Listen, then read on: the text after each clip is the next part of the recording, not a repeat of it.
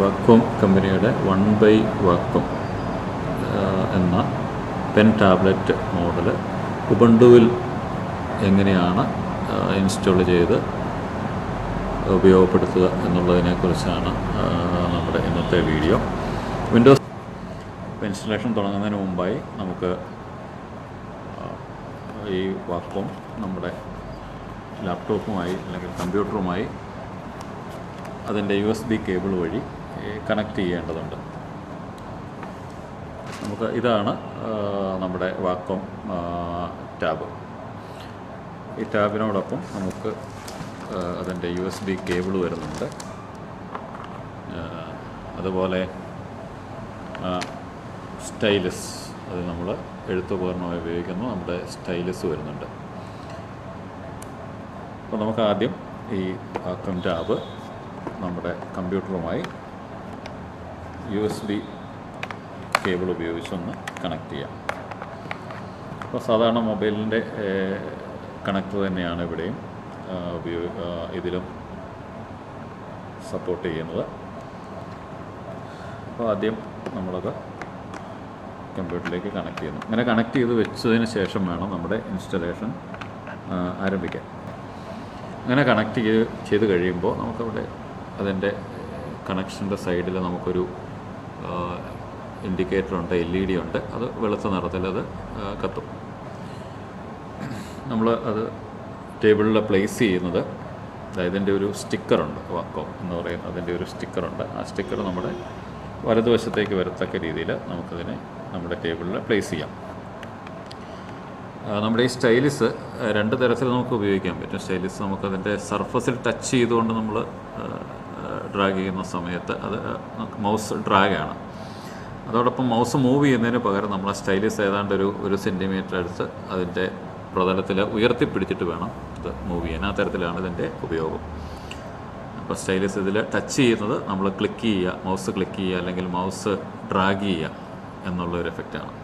Move ചെയ്യുന്നതിനായിട്ട് നമുക്ക് സാധാരണ പേന പിടിക്കുന്നത് പോലെ പിടിച്ചതിന് ശേഷം നമ്മുടെ കൈ അതിൻ്റെ പ്രതലത്തിലൂടെ ചലിപ്പിച്ചാൽ മൗസ് പോയിൻ്റർ മൂവ് ചെയ്യുന്നതായിട്ട്. ഇപ്പോൾ ഞാനത് ഇൻസ്റ്റാൾ ചെയ്തിട്ടില്ല, അതുകൊണ്ട് നമുക്ക് എന്ത് പറ്റില്ല, നമുക്ക് നമ്മുടെ മൗസ് പോയിൻ്റർ മൂവ് ചെയ്യുന്നതായിട്ട് കാണാൻ പറ്റില്ല.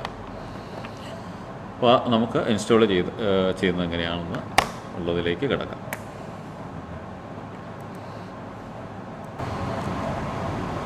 ഇൻസ്റ്റലേഷൻ ആരംഭിക്കുന്നതിനായി നമുക്ക് പോകേണ്ട സൈറ്റിൻ്റെ അഡ്രസ്സ് ഇതാണ്: linuxwacom.github.io. അപ്പോൾ നമുക്ക് ഏതെങ്കിലും ഒരു ബ്രൗസർ ഉപയോഗിച്ച് നമുക്ക് ഈ ഒരു സൈറ്റ് ഒന്ന് ഓപ്പൺ ചെയ്യാം.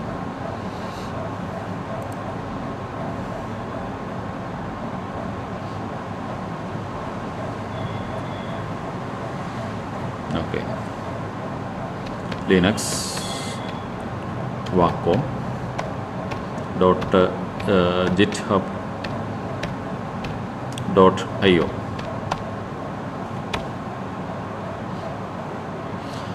നമുക്ക് സൈറ്റിലെത്തിക്കഴിഞ്ഞു. അവിടെ നമുക്ക് welcome to the Linux vacuum project എന്ന് കാണാൻ സാധിക്കുന്നുണ്ട്. അതിൽ which software do you need കൊണ്ട് നമുക്കവിടെ 3 ബോക്സുകൾ കാണാൻ പറ്റും. അതിൽ ആദ്യത്തെ ബോക്സ്, അതായത് കേർണൽ ഡ്രൈവർ എന്നുള്ള ആ ഒരു ബോക്സിൽ നമ്മുടെ വാക്വം ഡ്രൈവറുമായി ബന്ധപ്പെട്ട ഒരു ലിങ്കുണ്ട്. input-wacom എന്ന് കാണാം. അതിൽ ഒന്ന് ക്ലിക്ക് ചെയ്യുക. അപ്പോൾ നമ്മൾ github.com പേജിലെത്തിക്കഴിഞ്ഞു. അവിടെ എങ്ങനെയാണ് ഇത് ഇൻസ്റ്റാൾ ചെയ്യുന്നത് എന്നുള്ളതിനെക്കുറിച്ചാണ് പറയുന്നത്. ഇൻസ്റ്റലേഷൻ ആദ്യത്തേത് പ്രീ റിക്വസിറ്റ്സ് എന്ന് പറഞ്ഞ് അവിടെ നമുക്ക് കാണാൻ പറ്റും. അവിടെ ഡെബിയന് കൊടുക്കേണ്ട കമാൻഡുണ്ട്. പ്രീ റിക്വസിറ്റ്സ് എന്ന് കൊടുത്തിരിക്കുന്നിടത്ത് നമുക്ക് അവിടെ താഴെ ഡെബിയനുമായി ബന്ധപ്പെട്ട ഒരു കമാൻഡ് കൊടുത്തിട്ടുണ്ട്. അപ്പോൾ ആ കമാൻഡ് നമുക്ക് ഉബുണ്ടുവിൻ്റെ കമാൻഡ് പ്രോംപ്റ്റിൽ അല്ലെങ്കിൽ ഉബുണ്ടുവിൻ്റെ ടെർമിനലിൽ നമുക്ക് കൊടുക്കാൻ പറ്റും. ഓക്കെ, അപ്പോൾ ഈ ഒരു കമാൻഡ് നമുക്ക് ഡെബിയനുമായി ബന്ധപ്പെട്ട ഈ കമാൻഡ് നമുക്ക് ടെർമിനലിൽ കൊടുക്കാം. ഇപ്പോൾ ടെർമിനൽ ഓപ്പൺ ചെയ്തിട്ടുണ്ട്. ആപ്ലിക്കേഷൻ ആക്സസറീസ് ടെർമിനൽ എന്നുള്ള ക്രമത്തിൽ ടെർമിനൽ ഓപ്പൺ ചെയ്തിട്ടുണ്ട്. അവിടെ നമുക്ക് പ്രോംപ്റ്റ് കാണാൻ സാധിക്കും. അവിടേക്ക് നമ്മൾ നേരത്തെ പറഞ്ഞ ഡെബിയൻ ഓപ്പറേറ്റിംഗ് സിസ്റ്റത്തിനുള്ള കമാൻഡ് നമുക്ക് ഈ പേജിൽ നിന്ന് നമുക്കത് സെലക്ട് ചെയ്ത് റൈറ്റ് ക്ലിക്ക് ചെയ്ത് കോപ്പി എടുത്ത് നമുക്ക് ടെർമിനലിൽ പ്രോംപ്റ്റിൽ റൈറ്റ് ക്ലിക്ക് ചെയ്ത് പേസ്റ്റ് ചെയ്യാം. അപ്പോൾ നമുക്ക് അവിടെ ആ കമാൻഡ് വന്നിട്ടുണ്ട്. എൻ്റർ കീ പ്രസ് ചെയ്യാം. അപ്പോൾ നമുക്ക് സാധാരണഗതിയിൽ യൂസർ പാസ്വേഡ് ചോദിക്കും. യൂസർ പാസ്വേഡ് കൊടുക്കാം. അപ്പോൾ പാസ്വേഡ് കൊടുക്കുന്ന സമയത്ത് നമുക്കറിയാം ടെർമിനലിൽ കഴ്സർ ബ്ലിങ്ക് ചെയ്യുന്ന മാത്രമേ ഉള്ളൂ. പാസ്വേഡ് ക്യാരക്ടേഴ്സ് അവിടെ കാണിക്കില്ല. അപ്പോൾ നേരെ പാസ്വേഡ് ടൈപ്പ് ചെയ്യുന്നു. പാസ്വേഡ് ടൈപ്പ് ചെയ്തു, എൻ്റർ അടിക്കുന്നു. അതോടുകൂടി നമുക്ക് ആ കമാൻഡ് എക്സിക്യൂട്ട് ചെയ്യപ്പെടും.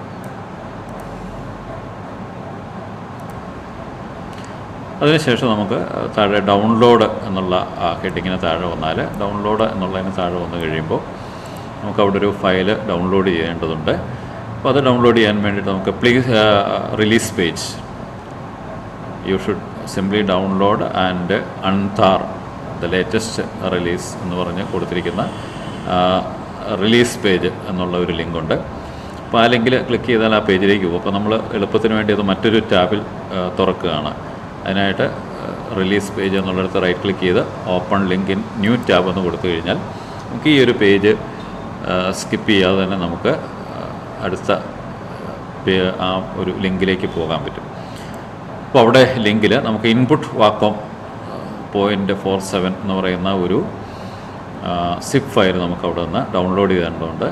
അപ്പോൾ നമുക്ക് കിട്ടിയ പുതിയ പേജിൽ നമ്മൾ താഴേക്കൊന്ന് സ്ക്രോൾ ചെയ്താൽ അവിടെ കാണാൻ പറ്റും ഇൻപുട്ട് വാക്കോം 0.470.tar.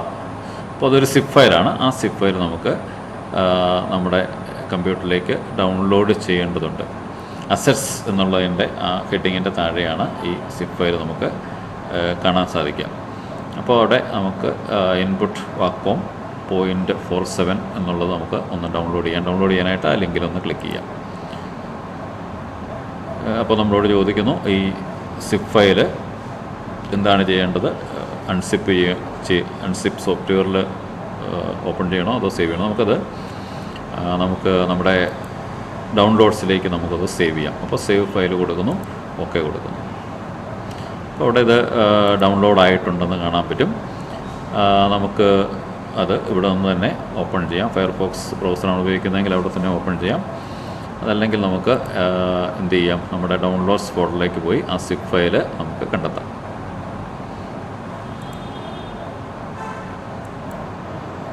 നമുക്ക് ഹോം ഫോൾഡർ തുറന്ന് ഡൗൺലോഡ്സ് ഫോൾഡർ തുറക്കാം. അവിടെ നമുക്ക് ഇൻപുട്ട് വാക്കോം എന്നുള്ള പേരിൽ നമുക്കവിടെ സിപ്പ് ഫയൽ തന്നിട്ടുണ്ട്. ആ സിപ്പ് ഫയൽ നമുക്ക് റൈറ്റ് ക്ലിക്ക് ചെയ്ത് നമുക്കവിടെ തന്നെ ഡൗൺലോഡ്സിൽ തന്നെ നമുക്ക് എക്സ്ട്രാക്റ്റ് ചെയ്യാം. അപ്പോൾ എക്സ്ട്രാക്റ്റ് ചെയ്ത് കഴിയുമ്പോഴത്തേക്ക് നമുക്ക് കിട്ടുന്ന ഫോൾഡറാണ് ഇൻപുട്ട് വാക്കോം 0.470 എന്നുള്ള പേരിലൊരു ഫോൾഡർ കിട്ടും. ആ ഫോൾഡർ ഉപയോഗിച്ചാണ് നമ്മുടെ ഇൻസ്റ്റലേഷൻ പ്രോസസ്സ് ഇനി തുടരുക.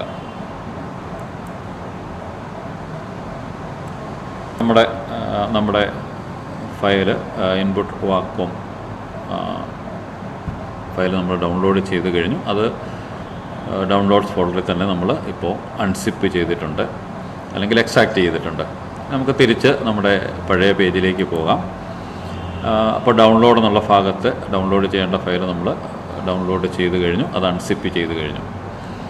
ഇനി നമുക്ക് അത് ഇൻസ്റ്റാൾ ചെയ്യുന്ന പ്രോസസ്സിലേക്ക് കടക്കുകയാണ് ചെയ്യേണ്ടത്. അപ്പോൾ നമുക്ക് എന്ത് ചെയ്യണം, നമുക്ക് ഒരു ടെർമിനൽ തുറന്ന്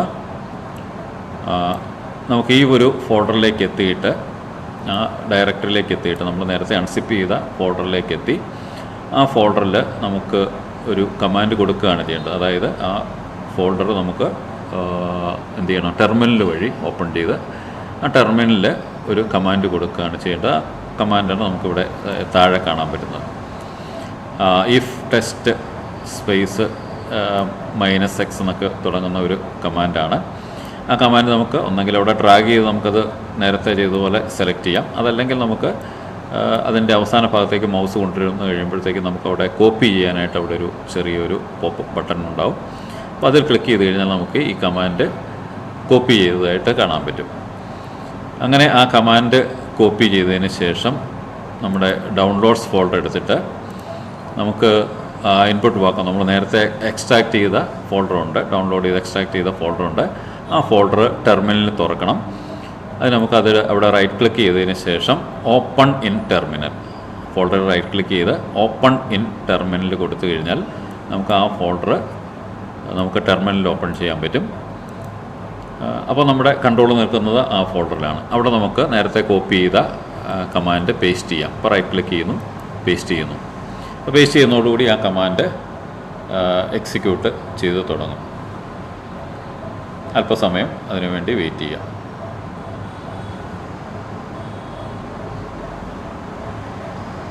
ഓക്കെ, വീണ്ടും പാസ്വേഡ് ചോദിക്കുന്നു. നമുക്ക് യൂസർ പാസ്വേഡ് കൊടുക്കാം.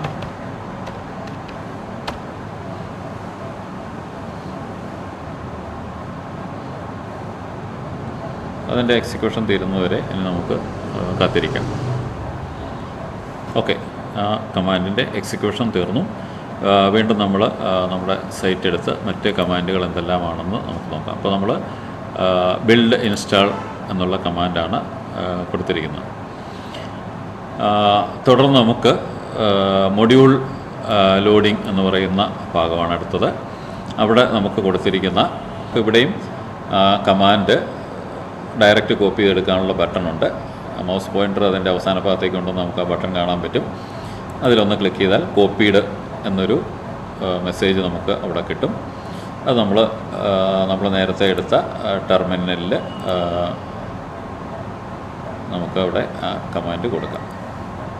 അപ്പോൾ ഇത് നമ്മൾ രണ്ടാമത് ഓപ്പൺ ചെയ്ത ടെർമിനലാണ്. നമ്മുടെ ഡൗൺലോഡ് ചെയ്ത അൺസിപ്പ് ചെയ്ത ഫോൾഡർ അതിൽ റൈറ്റ് ക്ലിക്ക് ചെയ്ത് ഓപ്പൺ ഇൻ ടെർമിനൽ എന്ന് കൊടുത്ത രണ്ടാമത്തെ ടെർമിനലാണ്.